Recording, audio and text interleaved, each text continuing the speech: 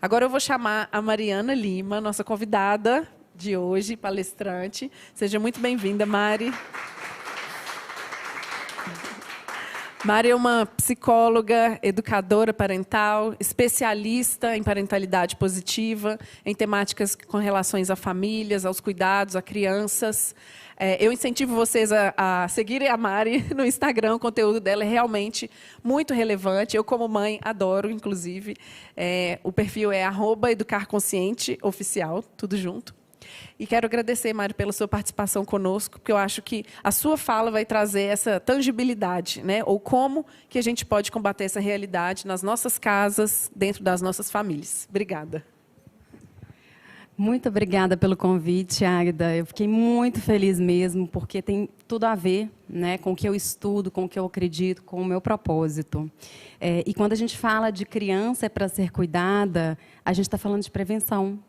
Né? A gente está falando de entrar nessas famílias com conhecimento. Isso a gente trabalha para que não haja violência. Né? Quem aqui já ouviu falar nesse termo parentalidade? Várias pessoas já ouviram falar. E esse tema, gente, ele é muito novo. Né? A gente vai entrar aqui um pouco mais nos conceitos, mas vocês vão ver que assim, os nossos pais não tiveram conhecimento acessível. E hoje a gente tem.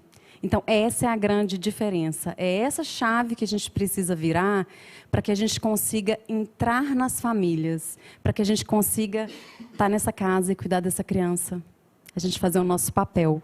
Né? E aí, a gente apoiar essas mães, esses pais, essas escolas, esses profissionais, para que eles possam olhar essa criança com um olhar diferente. Aqui. Gente, é muito tecnológico. Então, só falando um pouquinho aqui de mim, eu tenho uma empresa, né, de educação consciente, sou mãe de gêmeos, isso me inspirou, né, a estar à frente desse tema. Meus filhos hoje têm 6 anos. Sou psicóloga, né, fiz formação em Professional of Coach, Kids Coach, formação em disciplina positiva, na escola e na sala de aula também, educadora parental. E também sou neuropsicóloga, ali especializada em desenvolvimento infantil. Tá? Eu tenho aqui algumas autorias e alguns livros que eu mostro no final, mas tem um que chama Maternidade Positiva, e que a gente traz todos esses conceitos de implementação positiva nas famílias. Tá? Tem livros infantis também. Aqui a Águeda falou, né, Educar Consciente Oficial. Tá? Então, gente, eu trouxe um pouquinho desse conceito de violência, né? Porque é um conceito que vocês já têm muito bem no discurso de vocês, Maurício trouxe aqui, mas voltando também para um lado da visão da criança e também do cérebro da criança. Né? A gente precisa entender como funciona esse cérebro e qual que é o impacto dessa violência para essa criança. Então, a violência é uma ameaça às infâncias. Qualquer tipo de violência vai impactar fortemente no adulto que ela vai virar. Então, é desde o início que a gente precisa ter esse olhar. Né? As famílias precisam de formação valiosa para a gente quebrar o ciclo de violência. Porque vocês vão perceber que violência gera violência. É um ciclo vicioso. Se a gente aprende com a violência, a gente ensina a violência. Então, a gente precisa educar com firmeza e gentileza, que é o que a gente vai ensinar aqui. Tá? Então, aqui eu trouxe alguns tipos, né, de maltratos na infância, que vocês também já trouxeram, vou passar rapidamente, mas a gente tem um abuso emocional, que é não só agressão verbal, mas também manipular essa criança psicologicamente. Né? A criança testemunhar a violência doméstica. Então, se o filho está ali vendo o pai agredindo a mãe agredindo o pai agredindo o irmão, isso gera um trauma. Esse, por si só, já é um abuso emocional. O abuso físico, né, que é castigo, punição, muitas vezes não é só a violência em si, mas a punição é uma forma, né, de abuso físico. E pode ser também corporal, como a gente trouxe aqui, falou do Henry, né, o Henry Borel, que foi um símbolo para a gente olhar um pouco mais para isso. Abuso sexual, né, que também é muito impactante, vocês trouxeram os números. Negligência emocional, é a gente deixar a criança à própria sorte. né? A gente não atender as necessidades emocionais dessa criança. E aí eu estou falando de afeto, né? O afeto é o alimento da criança. Se a gente não oferece o afeto, que aí a gente está falando também de cuidado, essa criança ela não vai ter todas as potencialidades e habilidades potenciais que ela poderia ter. E também a negligência física, que é a gente deixar de olhar as necessidades básicas dessa criança, como proteção, higiene, alimentação. E aqui, né, só reforçando um pouquinho aqui esses números, esses são dados da PUC do Rio Grande do Sul. Os maus tratos infantis aí são relatados, os relatados variam de 13% a 42%. E 80% acontece dentro de casa. Que foi esse, para mim, é um ponto muito forte no cuidado com as crianças. Porque a casa, gente, é para ser a proteção. É para ter segurança psicológica.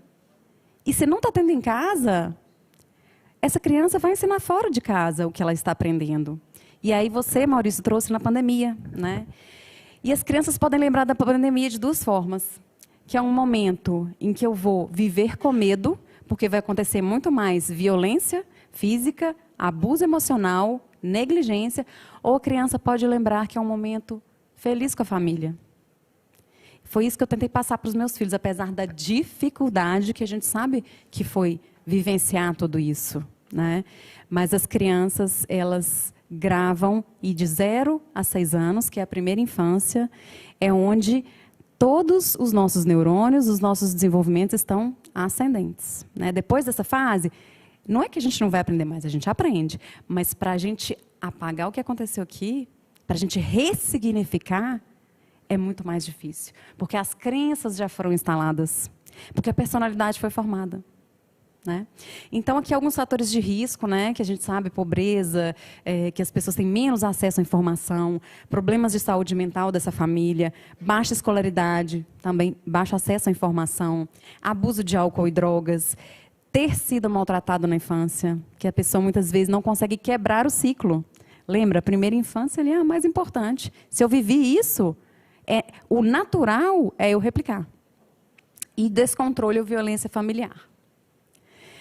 E aqui algumas das consequências, né, gente? O cérebro, então, da criança, na primeira infância, está a todo vapor. Milhões de conexões. Vocês viram ali, né? Criancinha de 0 a 1 ano, como ela evolui. Parece que em uma semana, né, começa a vivenciar tanta coisa nova, né? Então, de 0 a 1 ano já começa a andar. À noite ali, ela processa tudo que ela aprendeu de dia. E se ela viu essa violência? E se a mãe chacoalhou ela ali, né? E esse cérebro infantil, ele não tem maturidade cerebral para entender o emocional. Ele tem uma imaturidade neurológica, né? Então, quando uma criança é violada na sua integridade, né, na sua dignidade, esse núcleo de processamento do medo no cérebro, ele tem maior volume. E aí tem várias conexões com transtorno de conduta, com crianças que tiveram maus tratos na infância. Olha que interessante. Essas crianças que têm transtorno de conduta, e a gente fala da insensibilidade com o outro, de gerar, inclusive, problemas mentais muito graves, né, no futuro. Essa estrutura cerebral, que a gente fala da amígdala, né, que é a parte emocional, ela fica maior. E ela fica maior porque ela é ativada pelo medo. E o medo, ele causa o mesmo impacto do que a violência física, sexual, o grito, né? A pessoa que grita muito com o filho é criticado o tempo todo. Essas críticas atrapalham esse desenvolvimento, porque a criança vive com medo, né? Com medo de ser criticada. Mas então, o que isso quer dizer, né? Que então o cérebro, naturalmente, de uma criança saudável, ao invés de focar nesse aprendizado e no desenvolvimento, vai passar a maior parte do tempo utilizando o mecanismo fuga ou luta. Existe o cérebro primitivo, e todos nós temos ele, porque é até de proteção, né? Antigamente, se a gente entrasse de cara com um tigre, a gente tinha que lutar para sobreviver, né? Ou a gente mata para ter comida, ou a gente foge. E hoje, a gente continua tendo essas reações com o cérebro primitivo. Então, hoje, se aparece um urso na sua frente, o que você faz? Luta ou fuga. Adrenalina, né? O corpo ali está se preparando, sangue para as extremidades para a gente agir. Então, aumenta exponencialmente a chance de, no futuro, essa criança ter esses problemas de saúde mental e transtorno de conduta, né? Estou aprendendo. Para cá. Tá. Então, o cérebro infantil, né, ele tem uma imaturidade neurológica. E aí, gente, quando eu falo infantil, é até os 25 anos. E aí, quando a gente fala de adolescência, é por isso que o adolescente muitas vezes fala tanta bobagem, porque o cérebro começa a desenvolver aqui de trás, ó, que é onde tem a fala, né, o controle motor, a visão, né, as partes do tato, olfato, e aí depois que vai seguindo aqui para frente, né, que é o córtex cerebral, onde fica atrás a amígdala. Então, uma criança numa crise de birra, por exemplo, e que os pais me procuram e falam, meu Deus, meu filho está jogando tudo no chão, socorro, o que eu faço? E é nesses momentos que muitas vezes os pais usam a violência. Porque chegou em casa do trabalho cansado, a criança está fazendo uma birra, que é natural do desenvolvimento, a criança vai fazer birra. Então, quando o pai me procura, eu pergunto, qual a idade do seu filho? 1 ano e 8 meses. Então, gente, as crianças vão fazer birra. Não existe passar por essa infância sem ter crises de raiva, sem ter crises emocionais. E elas vão passar por isso repetidas vezes. Porque muitas vezes o adulto ele pensa assim, não, então eu vou ensinar, então ele não vai fazer mais. Não, gente, ele vai fazer de novo. Então a gente tem que treinar e treinar, porque o cérebro dessa criança está absorvendo aos poucos. E aí os pais chegam e pensam assim, essa criança hoje acordou para me atazanar, né? Parece que acordou para me fazer tudo dar errado. Mas não. Essa criança acordou porque ela está aprendendo, ela precisa experimentar, ela joga comida no chão, porque para ela aquilo é um movimento de jogar, entender o que acontece quando joga comida, quando joga o brinquedo. Aí a mãe fica pé da vida e grita com a criança. Né? Não, mas esse meu filho não tem jeito não, gente. Não tem jeito essa criança. E às vezes, né, e eu já vi na rua uma mãe puxando no Natal, puxando a filha pelo cabelo porque a menina queria um brinquedo. Então, que adulto é esse que está cobrando uma inteligência emocional de uma criança, sendo que essa parte emocional termina a se desenvolver aos 25 anos, sendo que essa própria mãe ou esse pai não tem a própria inteligência emocional nos momentos em que precisa, o controle emocional. Né? Então, o adulto, ele é responsável por acalmar essa criança. Né? A gente tem um livro que chama Cérebro da Criança, que é do Daniel Siegel. Não sei se vocês conhecem, mas ele é maravilhoso. E o Daniel Siegel, ele fala um pouco, tem até um vídeo na internet, que é do cérebro na palma da mão. Então, é como se a mão fosse um cérebro. Né? E aqui, ó, o dedão é o sistema límbico, é a parte emocional. E quando eu fecho aqui, é o córtex cerebral, ou seja, eu estou aqui numa posição racional. Eu consigo, a criança consegue raciocinar, entender. A mãe está ali falando, filho, não pode mexer na tomada. Está escutando? Ok. Só que no momento que chega na crise de birra, na raiva, luta ou fuga, a parte emocional da criança abre. Né? Então, assim, a amígdala, a parte emocional, está exposta. Aqui é o cérebro primitivo, é o cérebro reptiliano. A criança não consegue sair desse lugar sozinha. E o que a gente vê? Na crise de birra, ao invés dos pais acalmarem, né, filho, você precisa de ajuda, né, ou só acolher, abraça, esteja perto, o que eles fazem? Eles também levantam a tampa, né? Levantam essa tampa e ficam expostos na parte emocional. Então, a gente tem a birra do adulto e a birra da criança. E aí eu pergunto assim, né, você já fez essa birra hoje? Né, às vezes faz com o marido em casa, com a esposa e tal. Mas a gente, muitas vezes, não tem o nosso autocontrole. Então, para a gente ensinar essa criança, a gente precisa ter o nosso autocontrole antes. Tá? E aí, em situações de maus tratos, né, esse pai, como que ele vai conseguir compreender o que esse filho precisa, se ele não entende qual que é o papel dele? Né? E como que ele pode mudar e ter esse autocontrole emocional. E aí, aqui a gente falando do cérebro primitivo, né? Nesses momentos, o corpo libera muita adrenalina, cortisol, que são os hormônios do estresse. Então, a criança está num nível de estresse alto. E as crianças que vivem nesse momento, que vivem esse momento muitas vezes, ou seja, muito estresse, um ambiente familiar desarmônico, violência, maus tratos, ela vai ter no corpo, muitas vezes por dia, cortisol, estresse. E essa criança que vai ter dificuldades, muitas vezes, de aprendizado e memória. Tá? Então, o cérebro fica ali preparado para lutar ou fugir. E a educação positiva, gente, muitas vezes as pessoas me procuram fazer meu curso pensando assim, não, eu vou resolver o problema do meu filho. Só que o problema do filho é nosso. Porque o meu filho, ele reage à forma que eu trato ele. Então, é para adulto. É para a gente mudar as nossas atitudes e os comportamentos. Então, é uma questão de reflexão e de conhecimento, né? É isso que a gente precisa para prevenir as violências.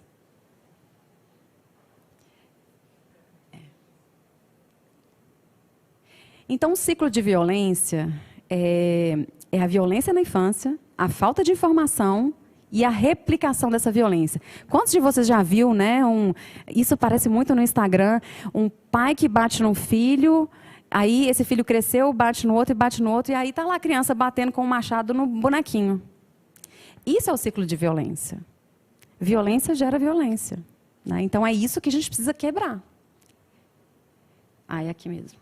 Então, como é que a gente quebra esse ciclo? A única forma é a gente trazer informação para essas famílias. Né? E é isso que a parentalidade positiva traz.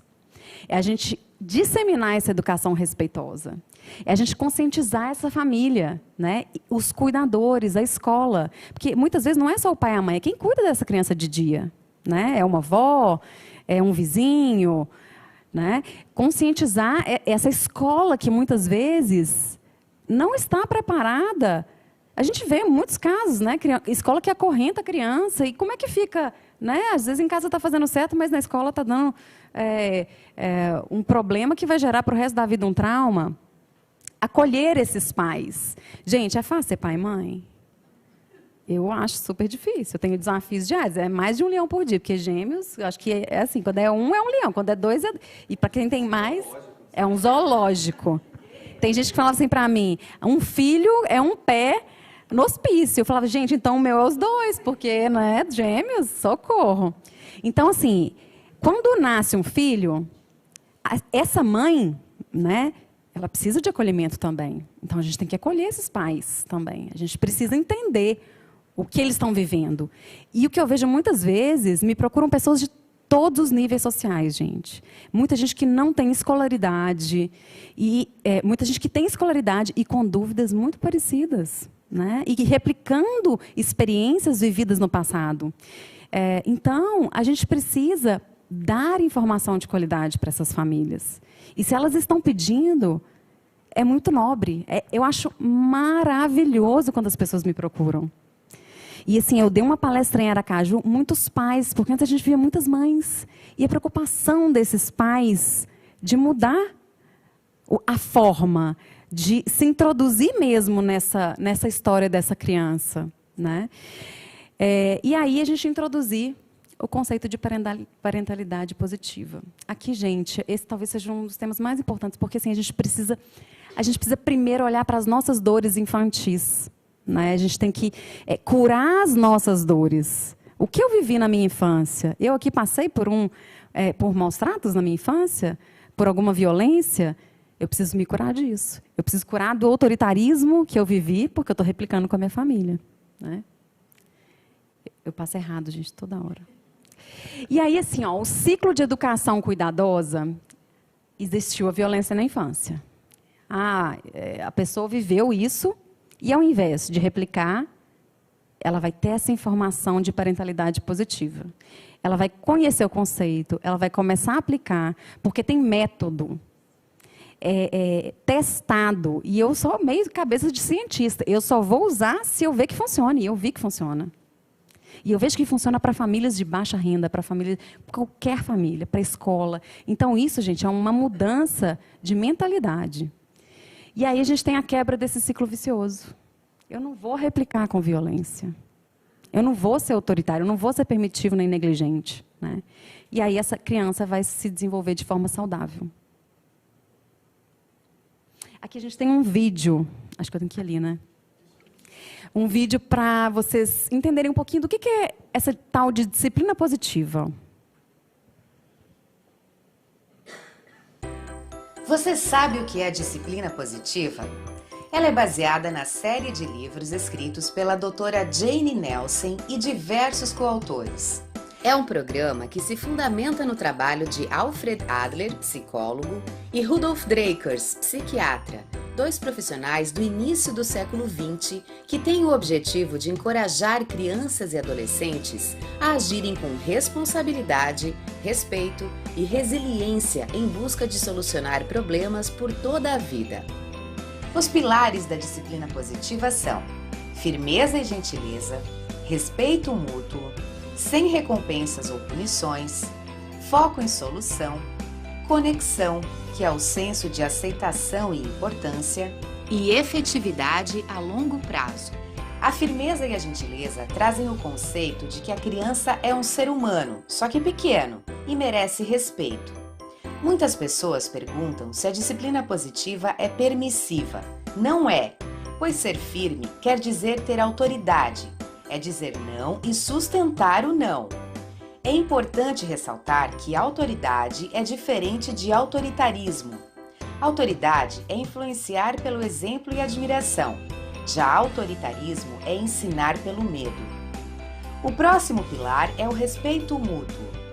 Para educar crianças com respeito, precisamos ter a base da empatia como a ferramenta mais poderosa de uma relação. É ter a capacidade de entender a perspectiva da outra pessoa e colaborar na resolução de problemas. O respeito é sempre mútuo em relacionamentos onde as pessoas têm direitos iguais à dignidade. Ao identificar um comportamento inapropriado, não há necessidade de humilhar ou culpar a criança, mas focar em como resolver ou mudar aquele comportamento. Agora falaremos do pilar sem recompensas ou punições. As recompensas geram o aprendizado de que a criança sempre ganhará algo em troca, podendo gerar futuramente um adulto que faz as coisas sempre esperando algo em troca e, quando não recebe, pode se sentir frustrado, deprimido e abalado. Já as punições levam as crianças a obedecerem pelo medo, podendo gerar um desejo de se vingar ou se rebelar futuramente. Os efeitos dos gritos e castigos são: não educam, a criança obedece pelo medo e ensinam através do sofrimento e esmagamento mental. O próximo pilar é o foco em soluções. Chame a criança para pensar em soluções ao invés de apenas dar respostas. Isso ajuda na autonomia. Ela é altamente capaz de criar suas próprias estratégias. Para que a criança mude o foco do problema para a solução, os pais podem praticar o encorajamento. Encorajar é ensinar com coragem, incentivar, falar palavras positivas que instiguem a criança a buscar o resultado. Você consegue! Sei que é capaz, se esforça muito. Foque na melhora do comportamento. Desta vez você foi melhor, se dedique, sei que vai dar certo. Procure enfatizar os pontos fortes do comportamento das crianças. Adoro seus desenhos, você colore bem bonito essa boneca. Que cor você gostaria de usar agora? No lugar de criticar, pergunte à criança como e em que ela acha que pode melhorar. O próximo pilar é conexão, que é o senso de aceitação e importância. A criança só quer se sentir aceita e a conexão cria um ambiente de segurança e confiança. Para criar a conexão, fique na altura da criança, olhe nos olhos, dê um abraço acolhedor, valide seus sentimentos sem julgar. Você está com raiva, é normal sentir raiva. Mamãe, quando era pequena, também já se sentiu assim, vai passar. A criança se sente aceita e importante quando está conectada com seus pais. Dessa forma, será um adulto com boa autoestima e autocontrole emocional. Foque no positivo. Evite dizer não. Seja criativo. Em vez de dizer não bata, diga toque com carinho. Em vez de dizer não mexa na mesa, diga você pode brincar com esses copos. Em vez de dizer não briguem, diga vamos dar um abraço? Diante de um ataque de birra, abrace, peça um abraço apertado, acalme a criança, conecte-se com ela. Quando ela estiver calma, aí sim é o momento em que o cérebro está apto ao aprendizado e a pensar de forma lógica. Muitas vezes, um mau comportamento mostra que existe uma falta de conexão. O último pilar da disciplina positiva é a efetividade a longo prazo. A disciplina positiva ensina habilidades de vida para que a criança se sinta segura e com autonomia para tentar encontrar soluções sozinha, tornando-se assim um adolescente ou adulto autorresponsável, que entende as consequências e avalia as decisões. A disciplina positiva, então, é aprendida e colocada em prática diariamente, passo a passo, sem se culpar por um deslize ou descuido. Afinal, somos mães, pais, educadores, seres humanos e humanos erram. Não desista, respire fundo, se acalme e dê o melhor de si. Sou Mariana Lima, mãe de gêmeos, psicóloga, practitioner PNL, Kid Coach e educadora parental.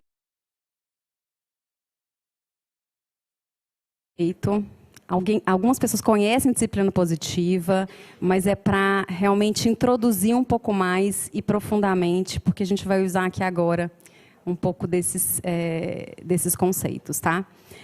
Mas então, o que é essa tal de parentalidade positiva? Eu vou falar primeiro o que não é.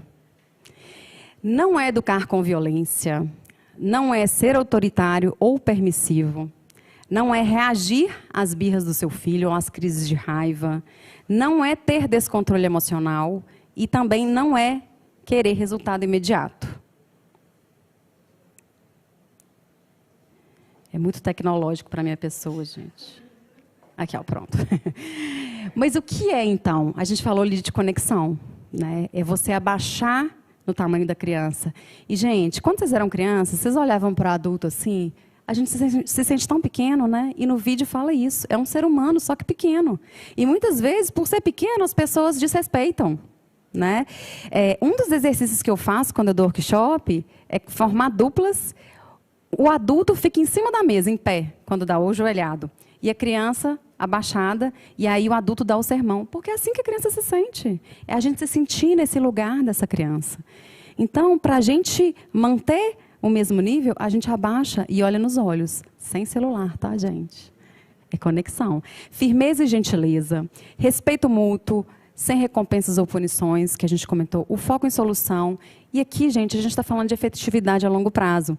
Por quê? Se eu quero que meu filho, aos 25 anos, tenha autonomia, respeite as pessoas, tenha sucesso profissional, tenha autocontrole, relacionamentos estáveis, e agora, quando eu estou aqui treinando ele ou ensinando, eu grito, eu não tenho meu autocontrole emocional, eu não dou autonomia, será que aos 25 anos ele vai agir dessa forma? Então, é por isso que a gente precisa começar agora. A gente tem que começar já a mudar o nosso comportamento e as nossas reações à forma como o nosso filho age. Todo mundo já viu, né, algum conceito sobre o iceberg, sobre a teoria do iceberg, que cabe vários temas. E pensando na criança, no comportamento que a gente vê, né, a criança joga os brinquedos pela janela, tem uma crise de birra, bateu no rosto da mãe ou do pai. O que a gente não está vendo e o porquê desse comportamento, né? E aí a gente tem sono, a gente tem cansaço, estresse emocional, fome, medo, saudade. E muitas vezes os pais, os maus tratos começam aqui, né? Eles não veem essa parte de baixo. A criança que está com sono, ela vai reagir, ela vai desafiar mais. Meus filhos chegam da escola à noite no veneno. Então, assim, eu tenho que ter o conhecimento que o cérebro do meu filho está se preparando para descansar. Não é para eu dar sermão nele naquela hora, né? Então, aí a gente vai conseguindo compreender. E o que é uma criança feliz, gente? É uma criança que faz barulho, é uma criança que não fica sentada por muito tempo, quer brincar, expressa suas emoções, ri alto, pede colo e carinho. E os pais, o que eles querem? Mini adultos. Né? A gente quer que o nosso filho senta no almoço, senta e come com garfo e faca. Assim, não trate as pessoas mal, não levante da cadeira. Gente, só que isso não é criança, né? Então, a gente tem que entender que a criança, ela age assim. Então, eu faço até brincadeiras. Gente, seu filho é muito barulhento, ri alto, sobe nas coisas, escala, mexe em tudo, não para um minuto. Parabéns, seu filho é normal. Né? Então, esse é o comportamento esperado de uma criança. A criança não vai ficar várias horas sentada. Ela não vai querer, muitas vezes, cumprimentar as pessoas da forma que a gente quer que cumprimente. Então, a gente não pode forçar a criança a ser um adulto, porque ela tem que ser criança. E aqui, né, os efeitos de gritos e castigos, a gente tem esse esmagamento mental e a gente fala que a criança obedece pelo medo. Né? Gente, autoritarismo dá certo? Dá. A curto prazo. Por quê? A criança vai obedecer pelo medo. Não faz isso agora. Né? Você vê um adulto daquele tamanhozão te falando para não fazer, vai me bater e tal. Ela vai obedecer. Só que a gente está criando seres humanos. E na adolescência? Será que ele vai querer se vingar? Ao invés de se aproximar da família, quando tem alguma insegurança, meus amigos estão usando droga, eu experimentei. Ao invés de falar com a família, vai falar fora. Porque eu não aprendi a falar dos meus sentimentos em casa. Né? Então, a gente tem que pensar muito na forma como a gente lida com esses momentos com a criança. Nos momentos em que elas estão reagindo mal, mas tem um motivo por trás. E, às vezes, esse motivo é a falta de atenção dos pais. Então, assim, cantinho do pensamento. Quem já fez cantinho do pensamento, gente? Eu já fiz.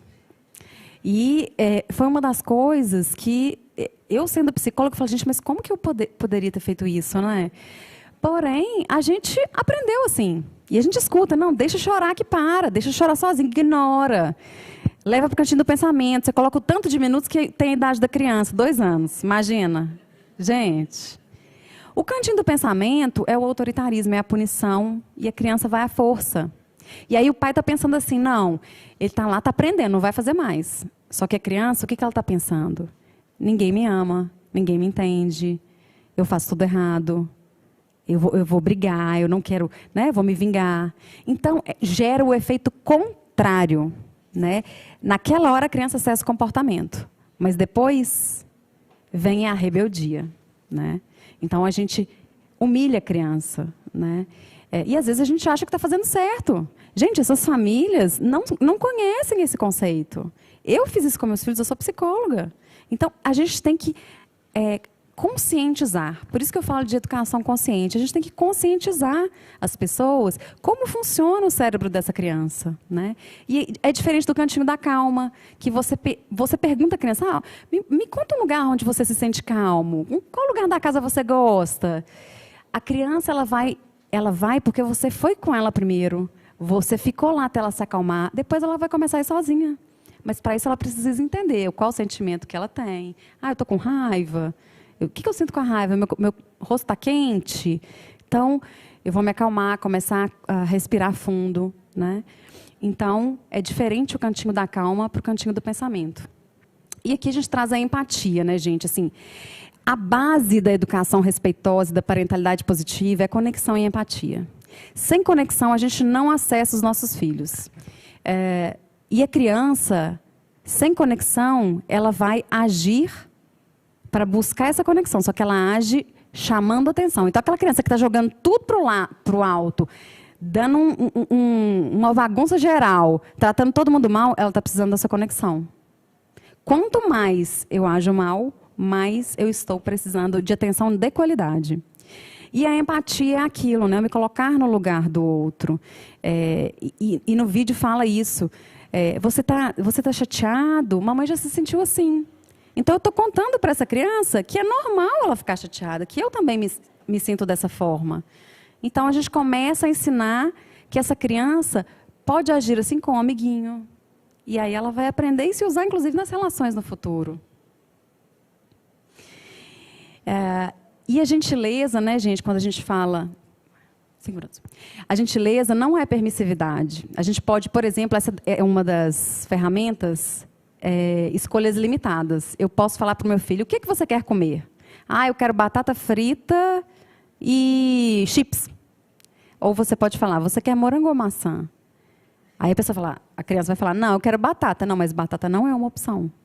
Né? Então, aqui a gente está dando uma opção para a gente lidar com essa permissividade. Né? Então, e ser firme não é ser autoritário. Né? Olha o estilo autoritário. Faz porque eu mandei. Pode fazer o que você quiser. E olha como seria o formato respeitoso. Combinamos de organizar os brinquedos para deixar tudo em ordem. Sempre que cumprimos o combinado da semana, podemos nos divertir na pracinha no sábado. Então, aqui a gente está usando a comunicação não violenta. Né? E aí, gente, quando eu falo, né, que primeiro a gente tem que olhar para dentro, essa analogia da máscara de oxigênio, né, a gente coloca primeiro na gente, porque senão a gente não consegue salvar, né, a criança, o idoso. Porque se eu não estou no meu melhor estado, se eu estou no modo primitivo, eu vou errar com meu filho. Gente, tem problema errar? Todo mundo erra.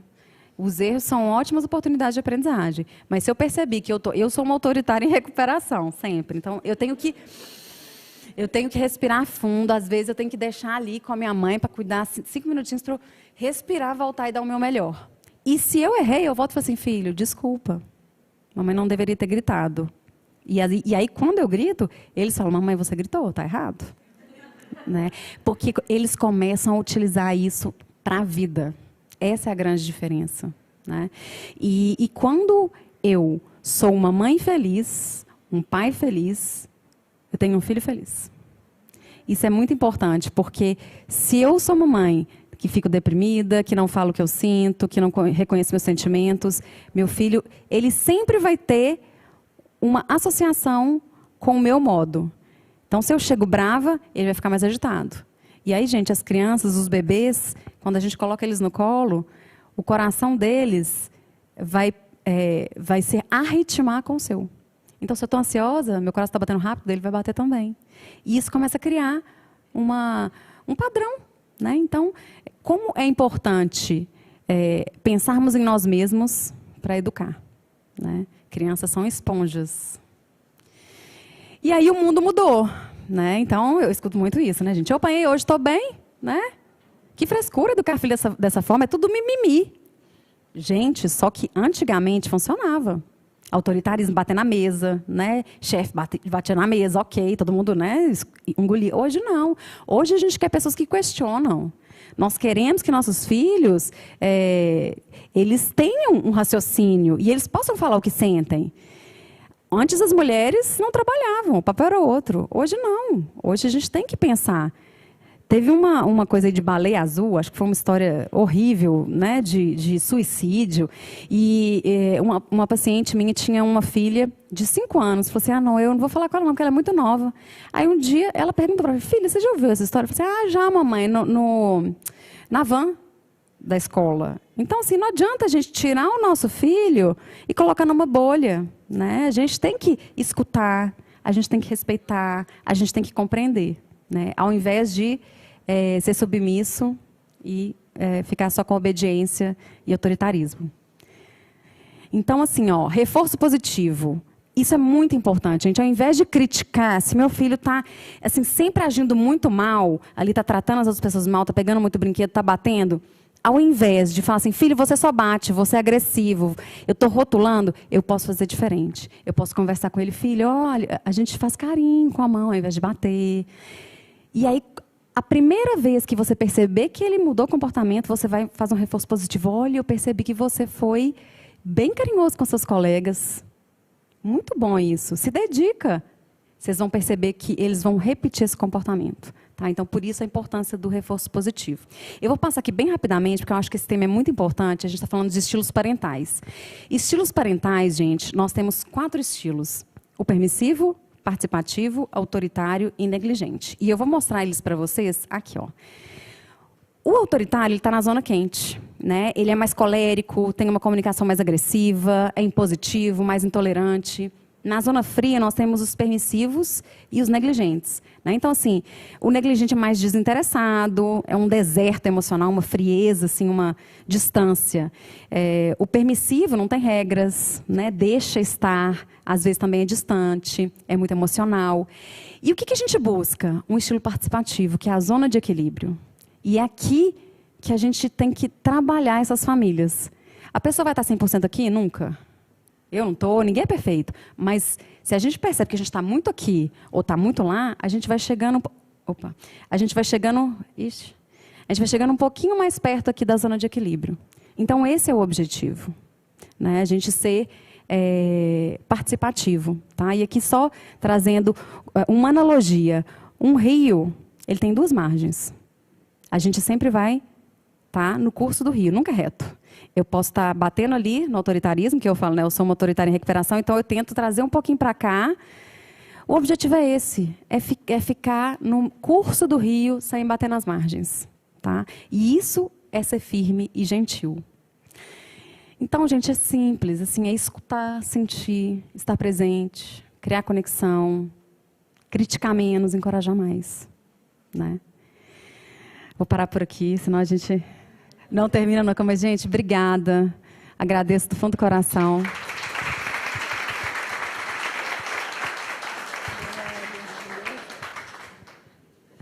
Muito bom, né, gente?